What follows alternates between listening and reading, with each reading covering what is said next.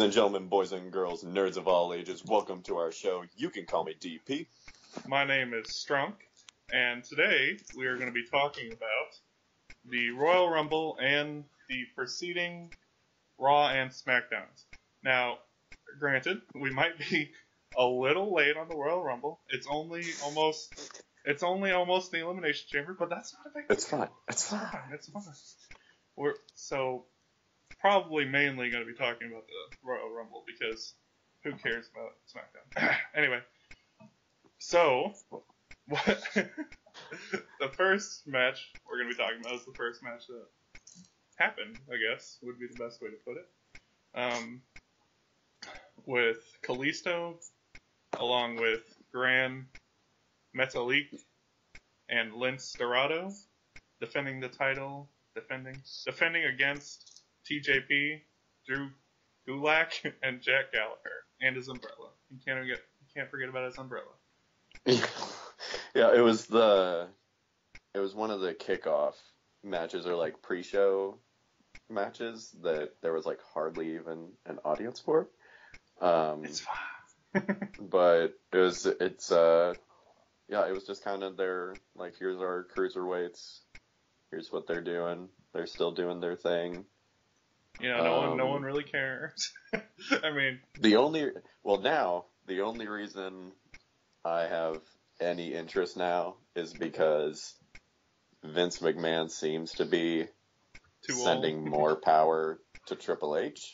Yeah, and that's a great thing because Triple H, he for some reason Vince doesn't understand what made, the Attitude Era and before that great. But I have a strong belief that Triple H, or Hunter, since he's, a corporate now, or what is it called? Yeah, he's part of the corporate. The Authority, that's what it is. The Authority, yeah. Yeah. Since he's part of the Authority now, we better call him Hunter. Anyway. So, I feel like he's going to have a much better grip on what people want to see. And maybe, I have only watched one episode of 205 Live, and it was probably the worst thing I've ever seen. Especially because of TJP. I hate TJP. Can I just throw that out there now? I cannot stand TJP in any way, shape, or form. I liked the video game entrance, but the second he did the dab at the top of the ramp, I was done with TJP. Yeah, I was actually really excited because I love the cruiserweight stuff that WWE used to do when they had Rey Mysterio. And the cruiserweight division has some of the best talent on the WWE roster, and that's a real shame because no one watches the cruiserweights. I mean, they're just Cedric Alexander is legit one of my favorite talents in the whole company. He might be my pick for the most talented individual on the roster right now. But that's just me. And a lot of people don't even know who he is. Yeah. Just because they don't watch 205 Live, and then they just kind of see the one cruiserweight match on Raw, and then it's like, oh, that's cool. Yeah. And another guy I liked before he was released a while ago was Rich Swann. Oh, yes. The second I fell in love with him was the second I saw him jump into the air, grab someone by the neck with his feet, who was standing on the top turnbuckle, and flip him over. That was probably the moment I fell in love with Rich Swann. That was when you knew he's the one for me. Exactly. That's my kind of cruiserweight right That's there. my guy right there. And his little dance. I don't like the stuff they did a while ago with him and Sasha Banks.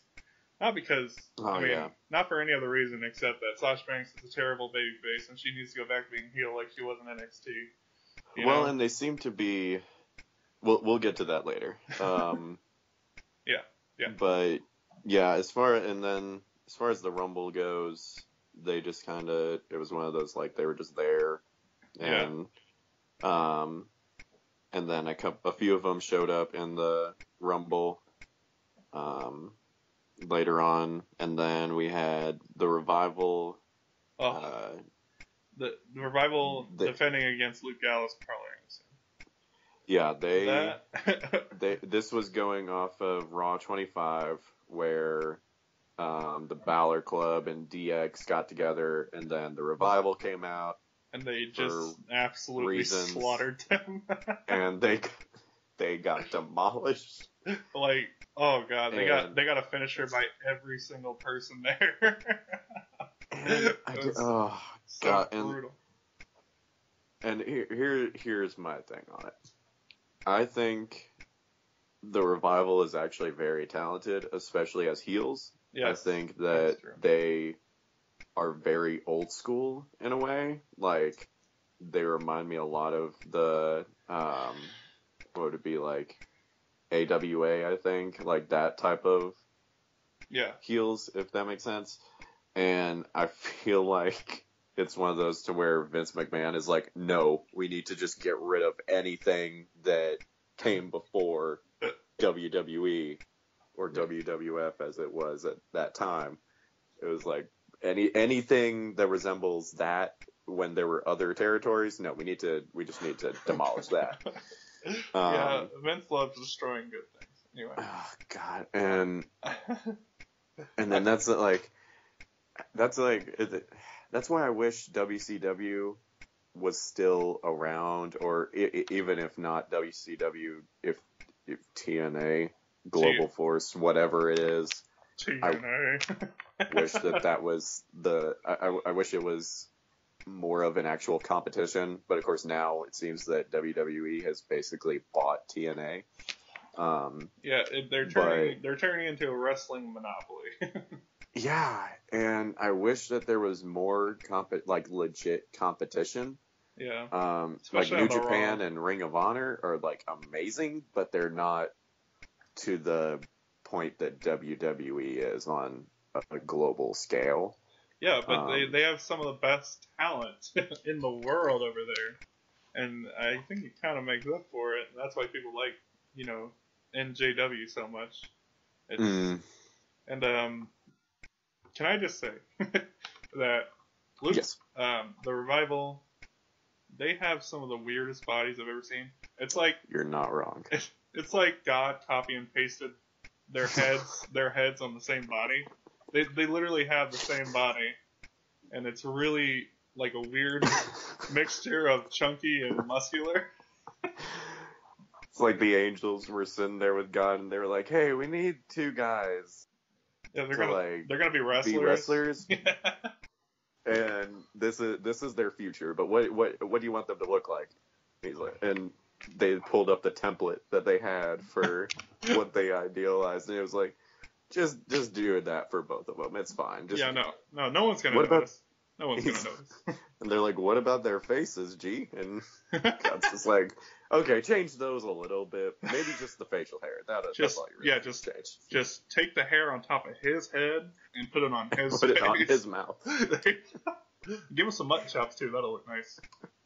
That's really just gonna finalize all of it.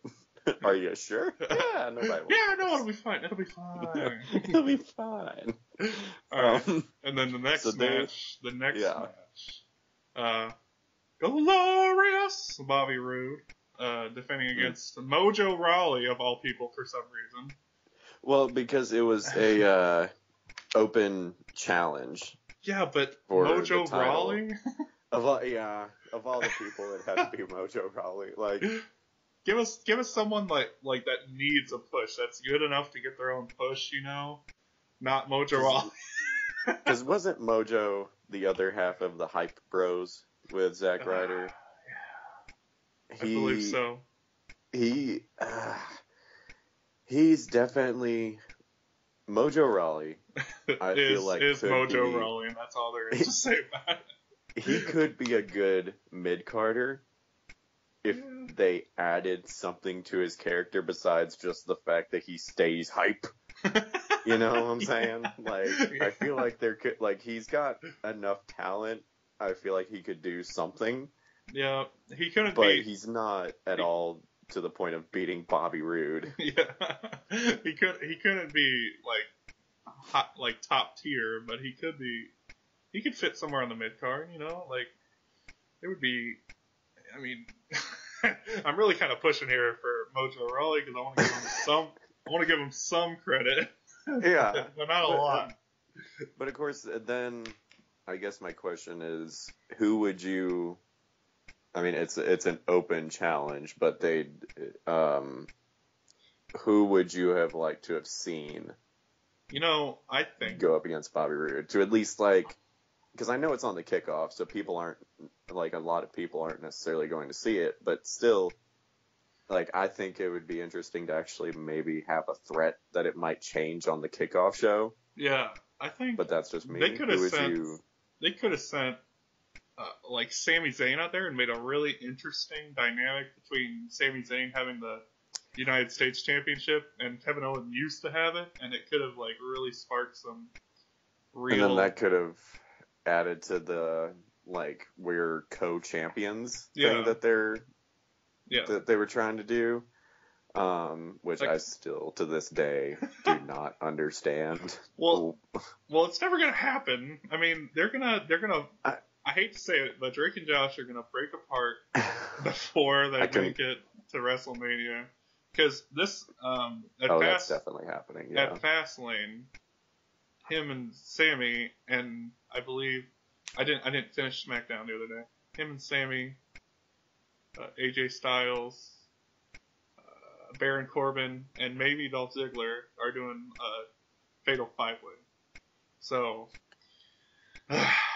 they seem to really enjoy their Fatal Fives right now because they had the Fatal 5 on Raw. Yeah. They're more people, more better, I guess. More better, that's, yeah. Yeah, that's it. That's the way to say it. Which, we'll talk about that whole thing in a little bit, but the next thing was, AJ Styles versus, Kevin Owens and Sami Zayn for the title. And I gotta say, that part where AJ gets clotheslined and he flips in the air and grabs Sammy by the neck and flips him over him. Oh, that part, that was probably one of the most beautiful wrestling moves I've ever seen. Because I know you have a certain opinion of AJ Styles. It's an unpopular one. I don't want to give my opinion on some of the big wrestlers because I don't want backlash for it. But I'll just let everyone know that it is an unpopular opinion. And by unpopular, I mean I'm probably the only person in the United States who has this opinion about AJ Styles. I do not have this opinion of AJ Styles. I think he is, no pun intended, I think he really is phenomenal. And he's one of the best talents they have. And I'm glad they at least seem to be using it. They're using him correctly, I would say. And my only thing is right now, I'm not really worried about who is in the Elimination Chamber for the WWE Championship. I'm not, because Shinsuke... You say the Elimination Chamber? Yeah, because... Oh, is that... Oh, wait, no. No, for Fastlane. Yeah. For whoever's in that match, whether it's Fatal 4 or Fatal 5, I feel like at this point they can't really switch it. Yeah. Because, Shinsuke, who, spoilers, wins the Royal Rumble, literally straight up said he was going to face AJ Styles. I'm going to beat you at WrestleMania.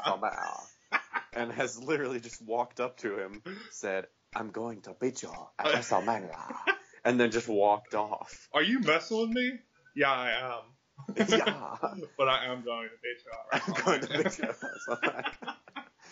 WrestleMania. And I feel like they've kind of put themselves in a corner, which of course I don't know if it was just Shinsuke messing up or what the deal was, but I feel like by having him say he was going to go up against AJ right after winning kind of puts them in a corner to where it's like, well, why am I watching Fastlane then? Yeah. Because it's all but guaranteed AJ's going to win. And, one, that's the match people want to see. Two, Shinsuke has repeatedly gone up to only AJ, none of the other competitors in that match, and said, I'm going to beat you. WrestleMania. And which I feel like Shinsuke is the reverse Roman Reigns, to where it's like, oh no, they let him talk, but people actually like Shinsuke. Yeah, versus Roman, people don't like. He's got the personality. Roman. He's got the personality to back up his words, and he's exactly. He's interesting and goofy because you can't understand a word he's saying. Come on, which and I love Shinsuke. Like, and yeah, I don't know. I think they definitely seem to be setting up Kevin versus Sammy at WrestleMania, and then Baron Corbin will probably just kind of be there. Same thing with Dolph Ziggler, I feel like. Baron Corbin, he's like, it's like I think he killed his own push, essentially, by being so terrible. Yeah, that'll kind of do it. He's one of the only 3 people to ever fail at cashing in his Money in the Bank contract. Well, because didn't he lose to John Cena the very next SmackDown right after winning it? I don't remember. Because I'm pretty sure that after he won, which at that point I was getting on the Baron Corbin train. I was like, you know what? I can get behind this guy. He's pretty good. He's got a cool entrance. Why not? Yeah. And I was like, I dig the fact that he wears a beanie occasionally. I wear beanies too. I wear beanies too. You know what? This guy may not be too bad. Yeah. And saw he won Money in the Bank. I was like, oh, they really seem to be going for Baron Corbin. Okay, I can get behind.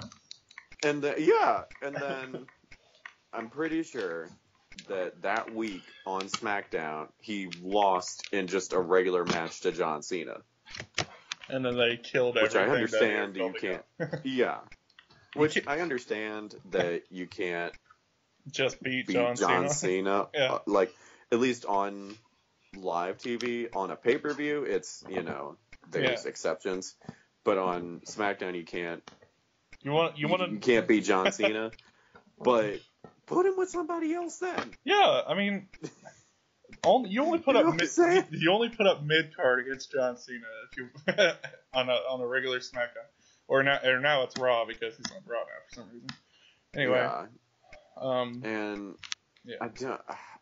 I don't get why anyway, and then he's one of the only ones, if not the only one, to fail a cash-in. Yeah. And ever since, he's just kind of floated. He's a floater. He's a turd in the water. He's just a floater. That's all he is. He is very much a floater.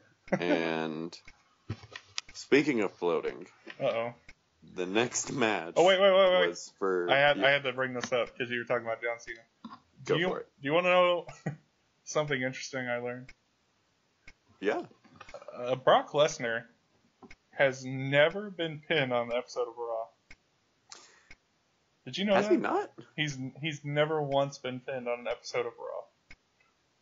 Since he's come back, or just in general? I think because he was always on SmackDown, so I think ever on Raw, he's never been pinned on an episode of Raw.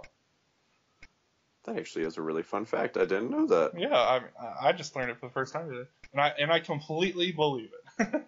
There is no doubt in my mind that that's true. I definitely wouldn't question it, because I'm pretty sure he came in when SmackDown was already established, and then Paul Heyman brought him in and was like, "This is the next big thing," and And then I'm pretty sure, just stayed there for that whole run, at least for the majority of it. And then him and Goldberg both left. And then now, since he's come back, I would definitely believe that he hasn't been pinned one time. But of course, I don't think he's had more than maybe a handful, if that, of matches on Raw since he's come back. That's true. They've mainly saved him for the pay-per-views, which I really like. It definitely helps. Yeah, it helps his mystique. It helps his, like, holy cow, this guy can never be beaten type of thing going, you know. Because I will say I like the fact that they seem to be going the old school route with him. And to an extent, like even Alexa Bliss, they seem to be going that old school route of like, no, save the championship for the pay-per-views.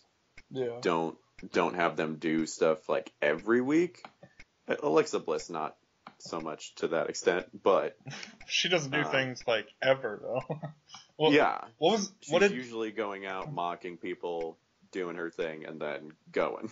What was that thing that Kurt Angle said? My boy Kurt Angle. You haven't defended your title a single time in the past couple months. Yeah, I believe it was since October. Yeah, somewhere around that time. She's lucky.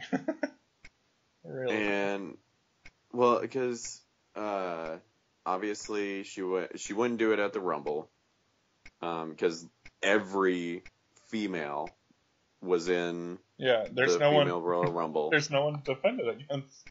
Yeah, and and then I think ever since it's mainly been either Charlotte is defending her title or whoever she was supposed to go against got injured. Yeah.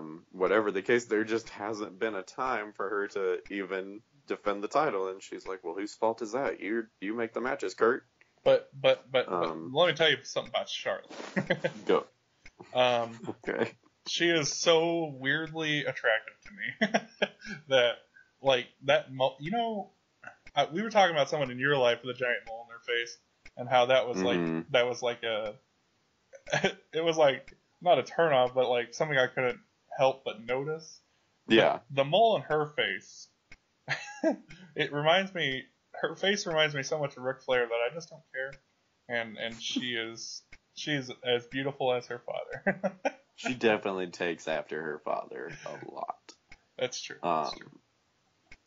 But to carry on,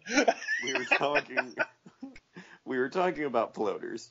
Floaters, yes. And we got the SmackDown Tag Team Championships. It was the Usos. The Usos! In a 2 out of 3 falls match against Chad Gable and Shelton Benjamin. Oh, Shelton. Which your poor sweet chin. I love both teams. And yes, Shelton,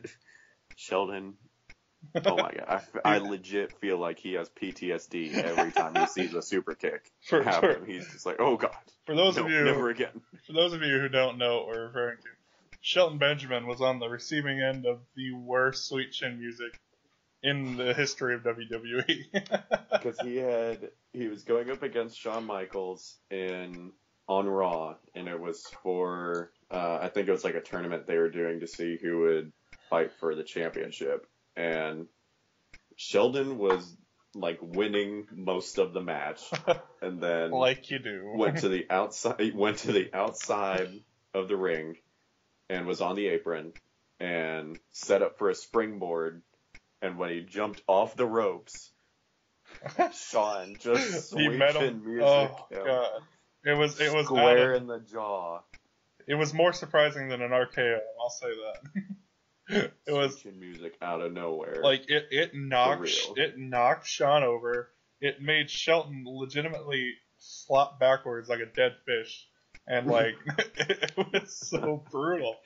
I am all but certain he was actually knocked unconscious in that moment. You're probably right.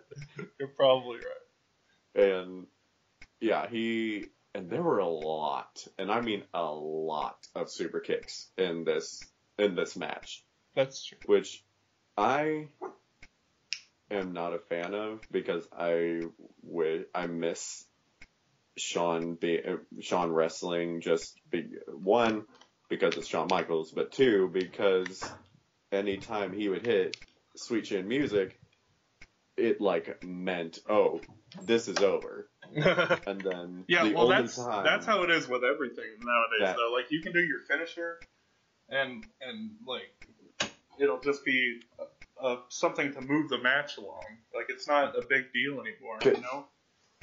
Yeah, they have to. They seem to be going, and we're in this time to where you have to hit even your finisher like 5 times. Yeah.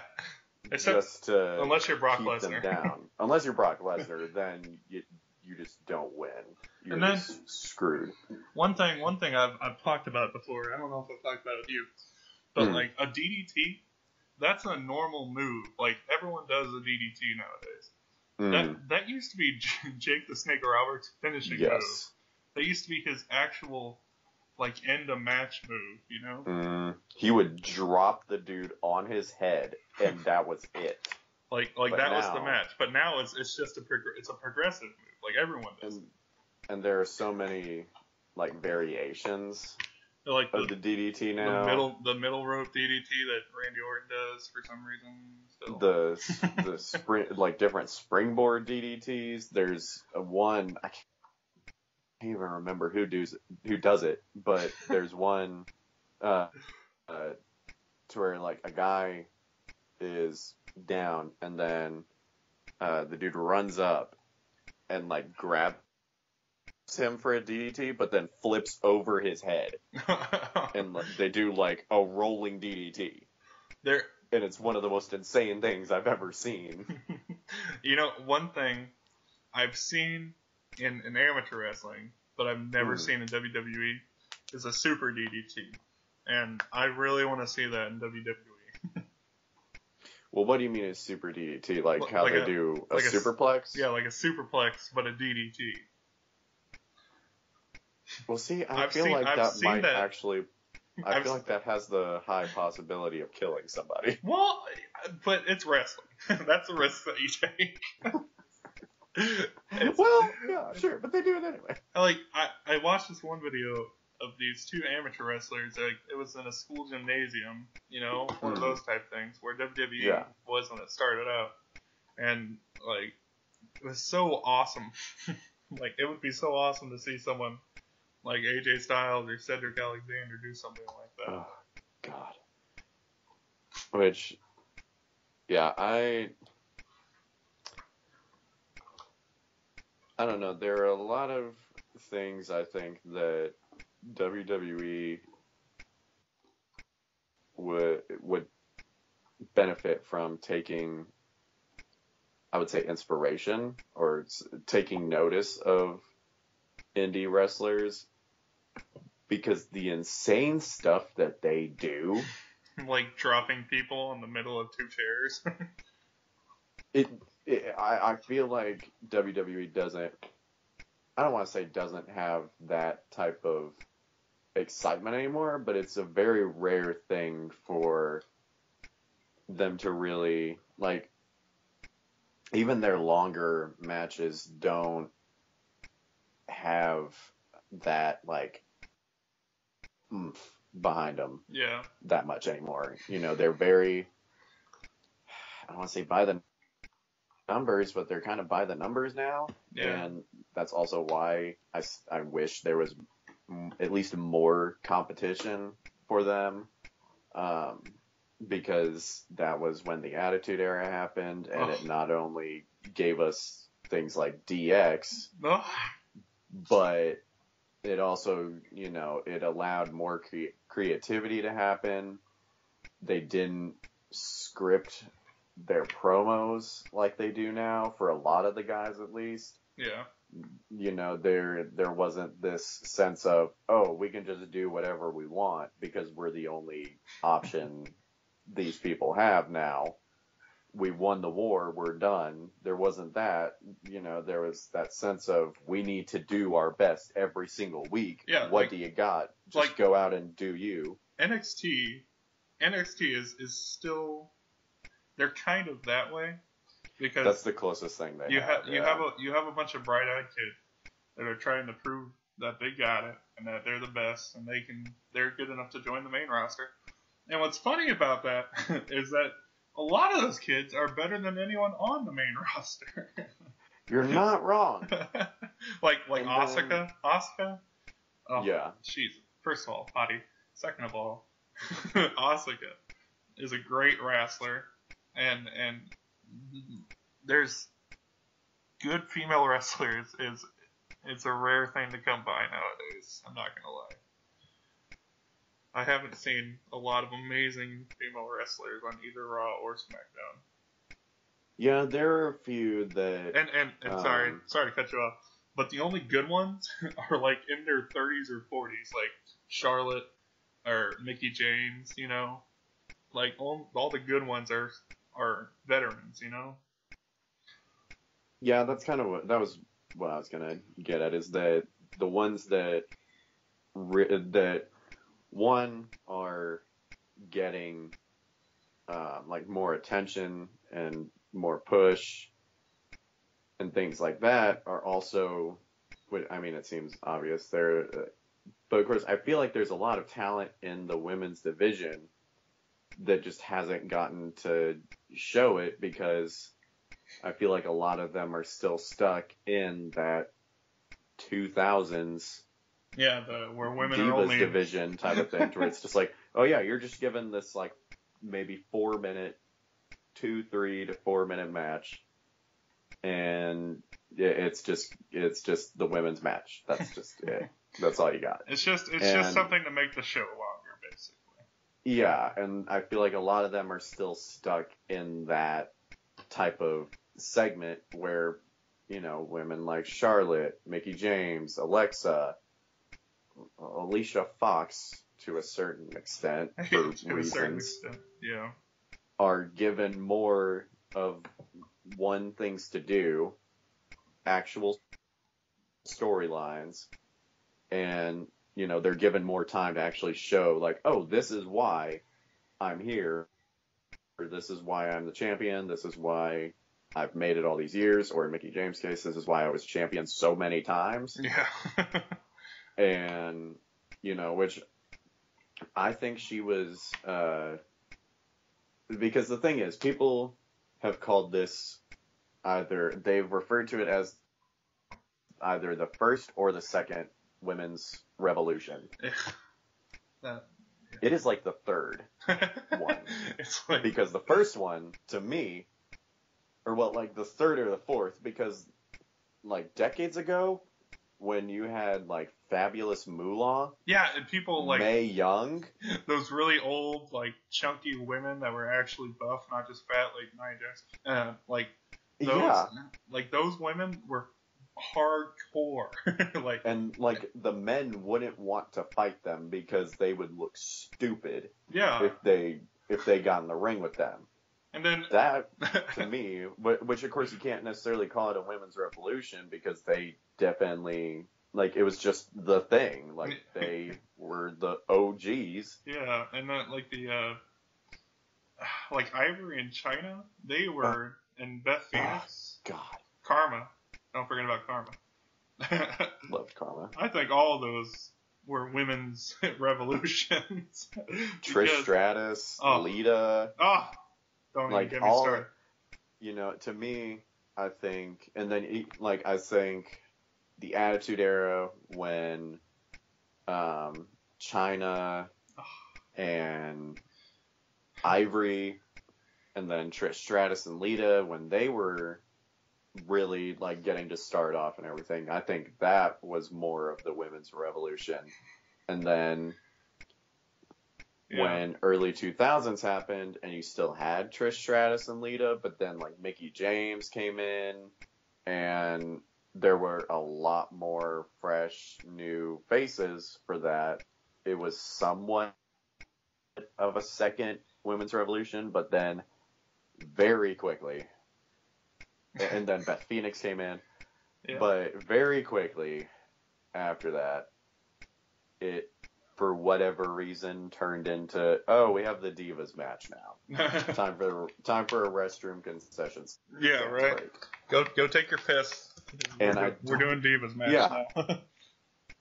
And I don't know why, because they actually had a lot of talent at that point. Yeah, like Lita doing flips from the top rope, and Trish Stratus being Trish Stratus. Lita, Trish Stratus. To me, I think Melina didn't get enough recognition, but that's just me.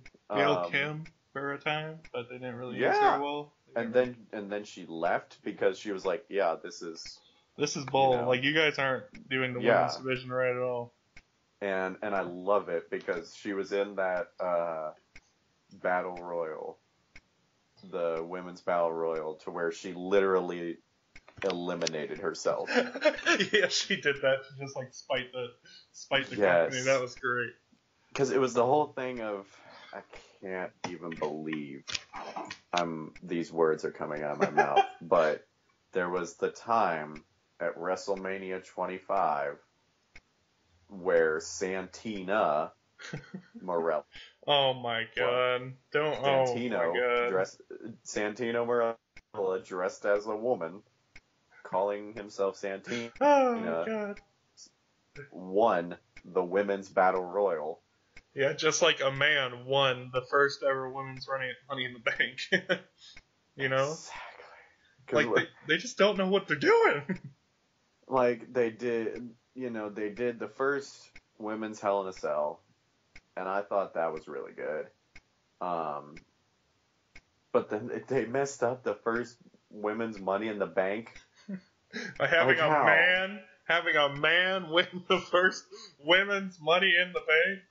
And I don't get it because that's when it's at times like that I'm like, yeah, Vince was definitely running that because that was Vince's idea. because I think, and I even think Stephanie McMahon to an extent doesn't fully understand how this women's revolution is supposed to work. Yeah. Because she'll come out and bury somebody and then be like, why aren't you doing better? And it's just supposed to make her, she's putting heat on herself. She's doing her job as a heel. But she's like at this point, you're supposed to just help the talent. Don't, it's not about you. Yeah. It's about putting over the talent while being a heel, as people do. Yeah. And I feel you, homie. And then Triple H seems to be the main one that is like, no, like this is how you put over talent. And it cracks me up because people do the whole, he has the shovel to bury people. And, I think I love Triple H. I think he's going to go into the Hall of Fame very soon. He definitely deserves it. He but I think there could have been a time that and it happens to anybody, to where he's let his ego get in his way. Yeah. And maybe didn't make the right decisions while he was wrestling and went ahead and said, no, I want to be champion a little bit longer. Yeah. And, and that's bound to happen. I can't blame him for it. But he, with what he's done with NXT from where it started off, yeah, I mean, I think he's made a complete turnaround with it. It's like a lot of people think that it's in their opinion, like the best show. Yeah, because all of them. Because it's the mixture of the management being Triple H and then the kids trying to work their asses off to get into the main roster and stuff. It's really awesome because it has a familial type of feel to it, because you get very attached to those wrestlers because it's so organic, and there's a lot of interaction with the crowd, and I know what you mean. Oh, God. And so So to cut you off, we yeah. we're running low on time. I'm not gonna lie, and we haven't even talked about the men's Royal Rumble yet. So we had the Royal Rumble. As we talked about earlier, Shinsuke won. Yeah, and then Thank God. so me and DP, the whole match we were like, I know Rey Mysterio's gonna be here. Like the weeks leading up to it, we were like, Ray's definitely coming back. And like at 20, we started going booyaka booyaka before every person came out. And then when it hit 27, I was like, me and him were like booyaka booyaka, and then it was like booyaka booyaka. Booyaka. I was like, ah, it's happening. I was crying. I was so hysterical because Rey Mysterio is my favorite wrestler of all time, and just the fact that one, he seems to have de-aged like 10 years. It's amazing. It's ridiculous. Like, is in the best shape he's been in forever, and went out, and it seemed like he never left. And oh my God, he's just one of the best. It was one of the loudest ever. It was one of the loudest pops I've heard in a while, like a really long time. That is very true, and it's, and it makes me happy, especially since I think the last Royal Rumble Ray was in was when he came out number 30. Yeah. And people were booing the mess out of him because it was when the Daniel Bryan craze was going on. Yeah. And Daniel got eliminated earlier in the match, and everybody was like, and it's one of those that people, I felt like that was unfair because like he already came in, got eliminated. It's not going to be a Mick Foley situation where he comes in a second time. And a third time. And a third time. Forget about that. And it's not going to be one of those. And so whenever number 30 happened and Ray came out, he got the mess booed out of him. Yeah. Which of course is to be expected at that point, because they would have booed whoever came out. Yeah. But, not just Ray. Like, why would you put Rey Mysterio at that slot? Yeah. Put him at 27. He you know what? He won from the second position. Put him near the front if you want. I mean, he has the record for the longest time in the ring. 62 minutes.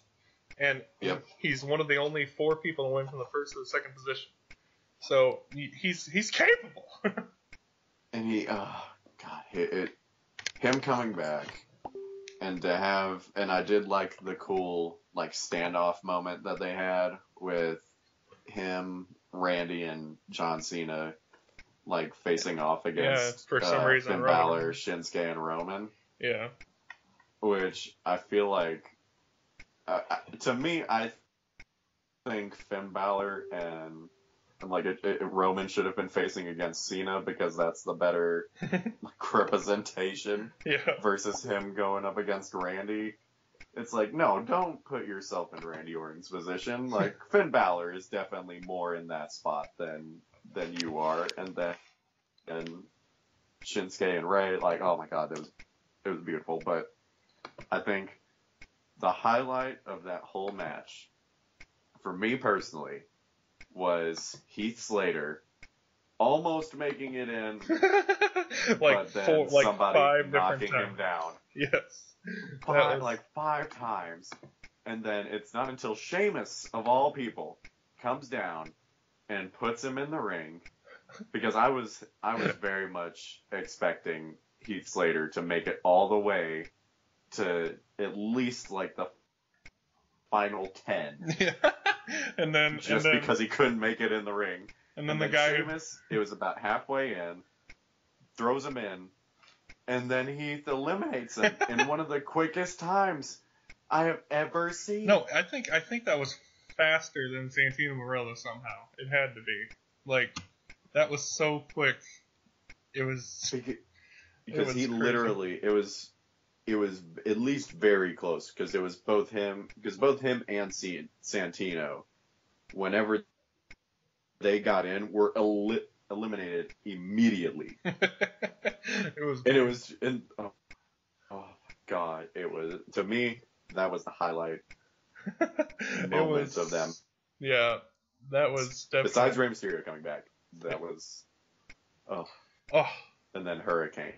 Oh yes, you can't 2 forget about seconds. Hurricane. I really, I wish Hurricane tried to grab like 2 people by the neck, like he did with, was it Shawn Michaels and Triple H? Undertaker and I think it was Shawn Michaels. I think it was Undertaker and Kane. He grabbed 2 people by the neck and he tried to choke slam them, and then they both picked him up and choke slammed him outside the ring, and it was beautiful. My God, it was so beautiful, and he did the pose and everything. Oh God, I loved it. And then, no, you go ahead. And I was gonna say, and then after the pay-per-view was over, you were like, it's kind of sad that one of the most exciting moments was when the Hurricane came out. Because I look forward to the Royal Rumble every year. Yeah, it's the second best pay-per-view. And for the past couple of years, it's been a little rocky. Yeah, that's true. Mainly because of Roman Reigns. And Randy Orton. Which and then the only reason anybody was even okay with that for 2 minutes was because he eliminated Roman Reigns. and then as soon as that moment went away, it was like, oh, Randy Orton won the Royal Rumble. Hey. Oh, what a surprise!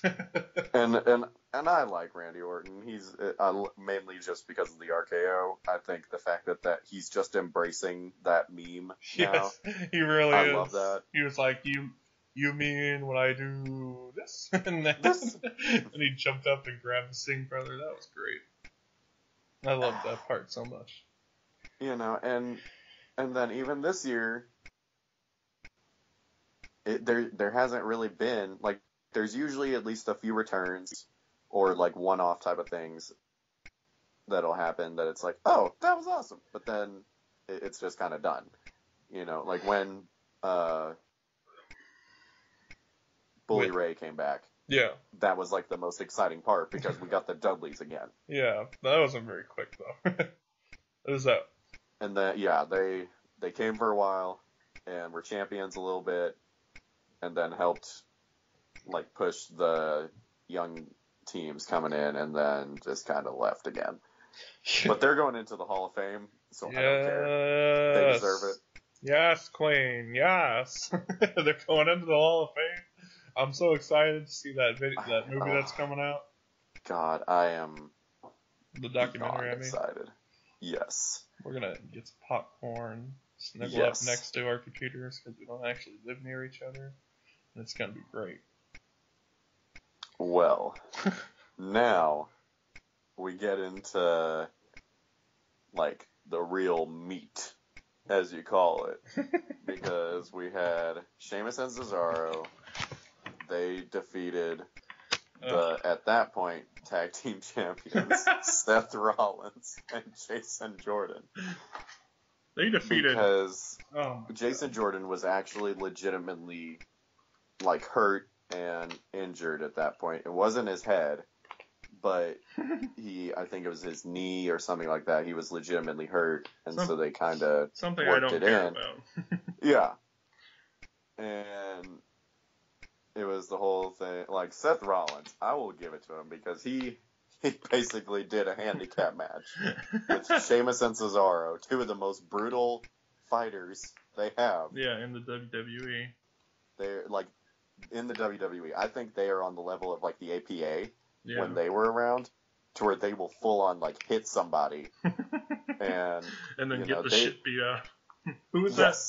Who was that? Oh God! It was that one wrestler. Oh, I can't. That narrows it down. Yeah, Oh, that one. Yeah, that one. You know what I'm talking about. He did that one thing. He like started actually hitting the tag team that had I think it was Lex Luger on it, and then they after the match they proceeded to beat the actual shit out of him at ringside. Yes, and that even happened at one point in the next match that we'll talk about. That was great. For a very short time. I love that. And so yeah, like Jason Jordan wasn't in the match for most of it because his head hurt. He hit his head. I think they actually played that really well. Yeah, they hit his head even though he like hit his shoulder. Yeah. They didn't do a good job with like blocking that well, but it's fine.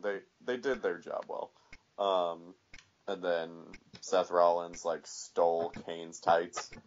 Yeah, for some reason. And yeah, so like, well, that was funny. You were like, I've heard this song before, but I've never seen those tights. I know this, like, burn it down. Like, I love that. Like, that gets me hype. I listened to that song at the gym, and then I saw his tights, and I was very confused. I even saw Jake the Snake wear a type of tights like that one time. Yeah.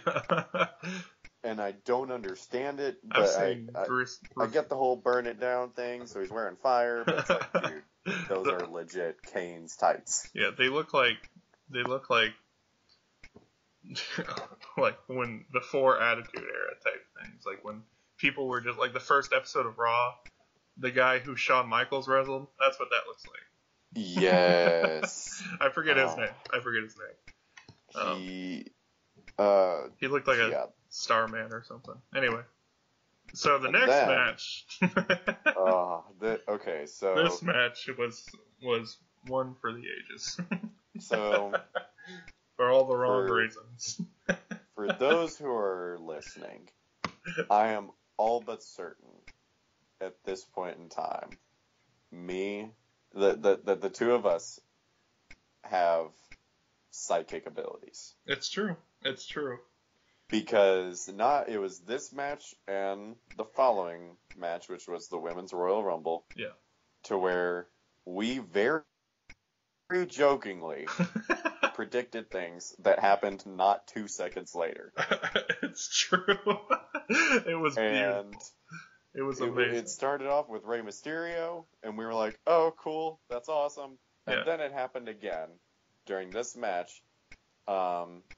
It was the Brock Lesnar versus Braun Strowman and Kane for the Universal Championship. Which why was Kane there? I mean, he was just a mess the whole time. I genuinely think it was just so they could keep Braun Strowman from losing. Yeah. By technicality. Yeah, that's true.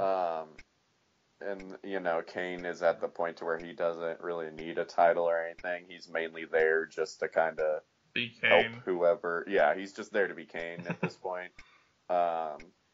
Which is fine, but they could have put somebody else, I feel like, just to... like the Big Show, Like... I don't know, like somebody. They didn't have enough slowest snail people in the ring, in my personal opinion. Well, and see, the thing is, both Braun, like all three of them, can move when they want to, but they were not wanting to in this match. And there was Braun did get this bit. Yes. He did get a full-on punch to the head, so maybe that's why he was moving a little slow. Well, I didn't. We both caught it when it happened that he actually kneed Brock in the face. We were like, "Oh, wow, that felt real." It was like, "Oh, did he just actually knee him in the face?" Because Brock then punched him in the head. Like, punched him in the gut, I'm pretty sure, and then punched him in the head. Yeah, like full force. And I didn't catch it until I saw it on Botchamania.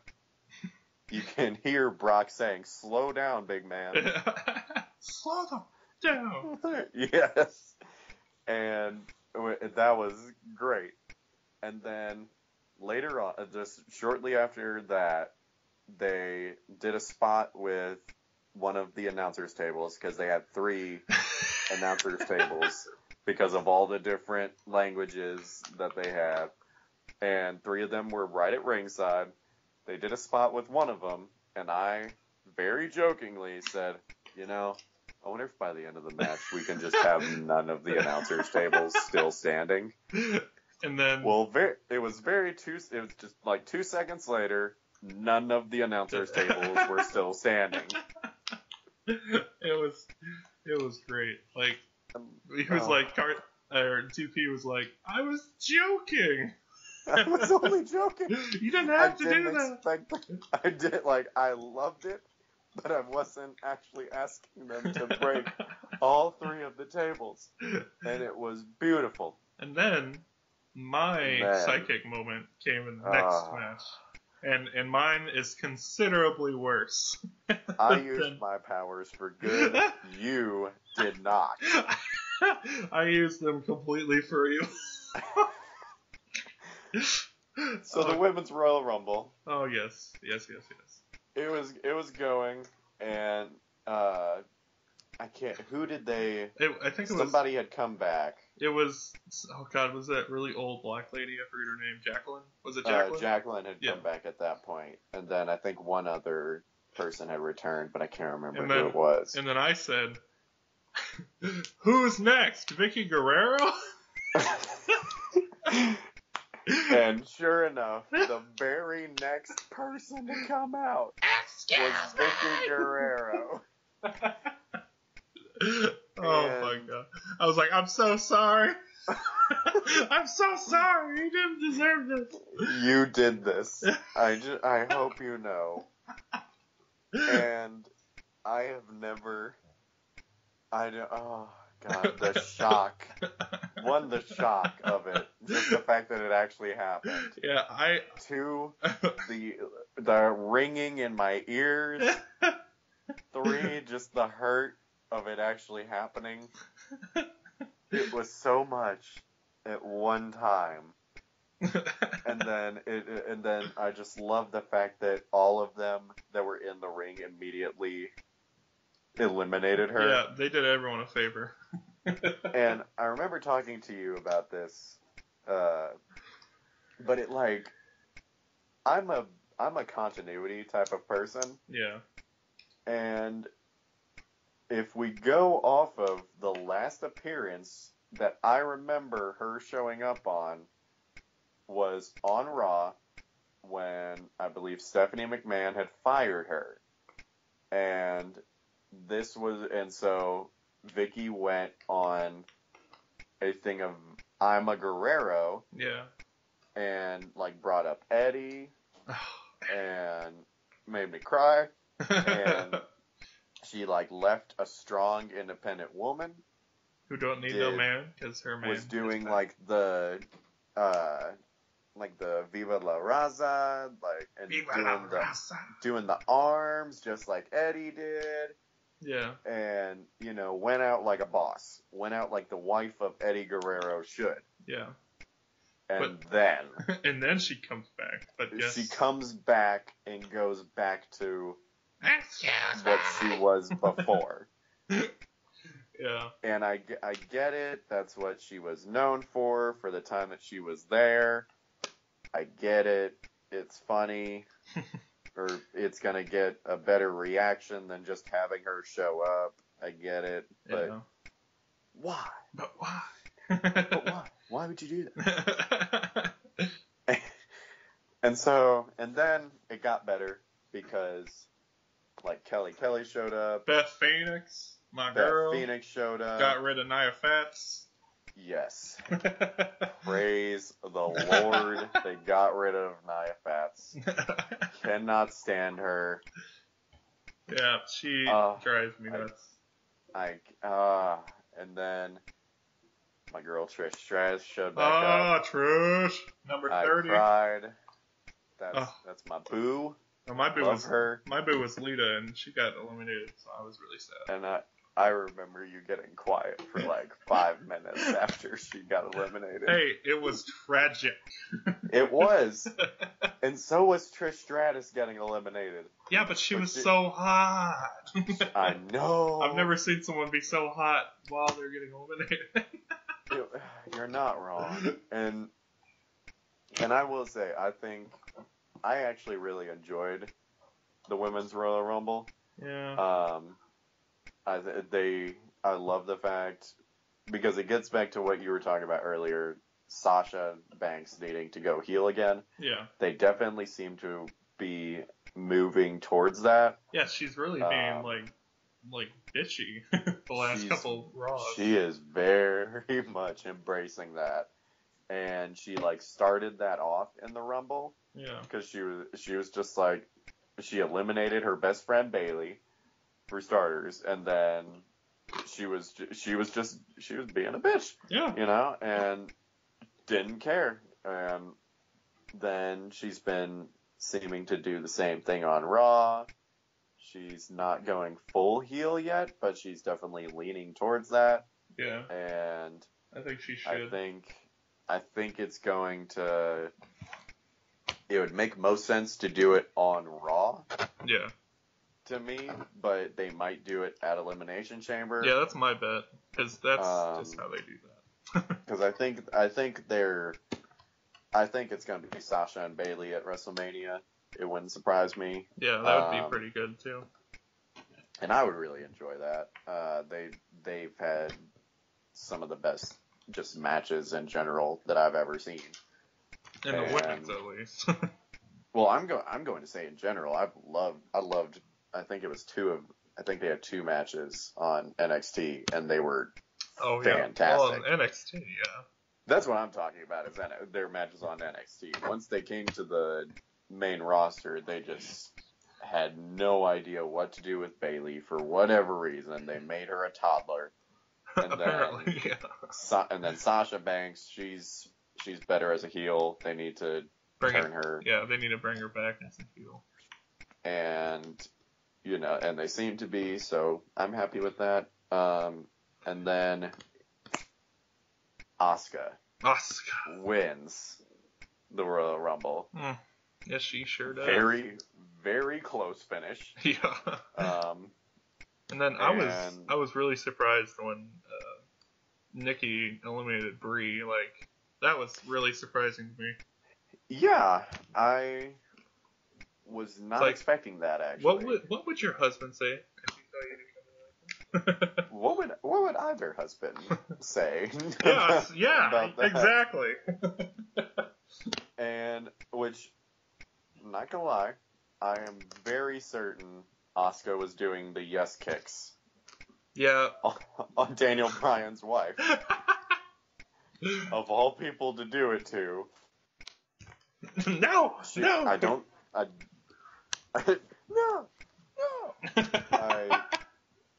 I'm a big supporter of Asuka, but I don't think she's that good that she needs this undefeated streak. Yeah. But they're really hyping that up for... Well, yeah, because someone's going to squash it soon. That's why. But I don't know. And it's going to be Ronda Rousey. If out of everybody that is on that roster, or soon to be on that roster... will be on the roster. Because she's supposed to be signing her official contract at Elimination Chamber. Which I don't like, okay, yay, she's signing a contract. But of course, I'm hoping that means that maybe something will happen as she's signing the contract. Yeah. Like Stephanie. Like Triple H. Or Stephanie. Or Triple H. Triple H. Stephanie. Or Stephanie. Shawn Michaels. Oh no. Oh no. And last topic we have to talk about here, because we've been going for a little bit longer than I anticipated. Ronda Rousey. Ronda Rousey. She came out with Roddy Piper's actual jacket that her son gave to her. I was crying. And I like that she's going with the rowdy Ronda. She really is embracing the Roddy Piper rowdy aspect of it. I hope she comes in and says something like, "I came here to wrestle and chew bubble gum, and I'm all out of gum." All out of bubble gum. Oh God, that would be beautiful. I think because I feel like whenever she genuinely like somebody that she had to fight, yeah. Oh my God, it is some of the best things ever. She's not the best actress. Well, yeah, but and she's so a woman. the things she's appeared in, she's had minimal lines. Yeah, she's usually just the character that beats up someone, you know. If they can keep her, like if they can give her somebody that she can like not genuinely hate, but she can like channel that actual anger. Yeah. And like Stephanie? and I feel like that. Yes. Let's make it happen. As a matter of fact, WrestleMania: Stephanie McMahon versus Ronda Rousey. I think let's make it happen. Because I'm not because Stephanie's she's kind of reaching at this point. Yeah. I don't think, and even when she was younger and was, like greasy champion, greasy, filthy animal. Yeah. I think. Even then, she wasn't really a wrestler. She could, like, do a few things, but she just needed to leave that to Shane, I think. I think at this point, I'm all but certain they're going to have it be Ronda Rousey and The Rock versus Triple H and Stephanie.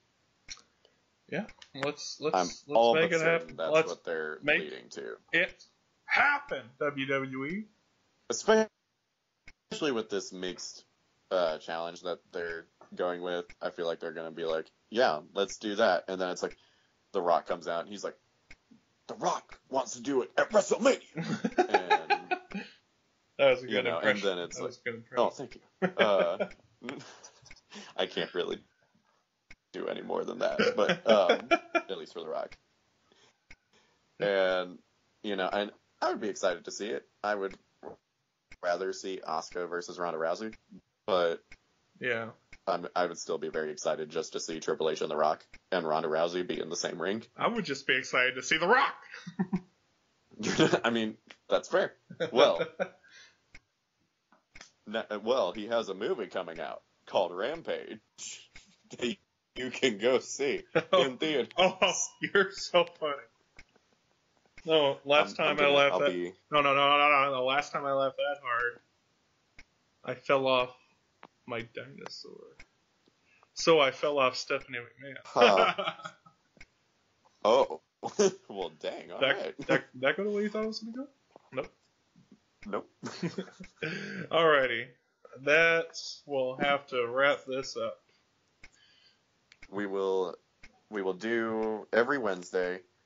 This is what we'll be talking about. We'll be wrestling, primarily WWE, but we'll also talk about New Japan. Yeah, the Ring of Honor, all that good stuff. Maybe all the good stuff. And then Saturdays we'll be talking about all the nerdy stuff: superheroes, Star Wars, Game of Thrones, Harry Potter, whatever. Yep. And there will also be a third one of us. It's going to be Captain. He'll be considerably more annoying. You will know once you hear him, you will never forget. It's true. He is mainly going to be with us for the nerdy news episodes on Saturdays. For Wrestling Wednesdays, it's going to be me and Strong. Because that's more our thing, and then overall we'll be able to talk more with Captain about it. But yeah, that'll do it for us here at the Bullet Chums. I'm DP. I'm Strong, and we'll catch y'all next time.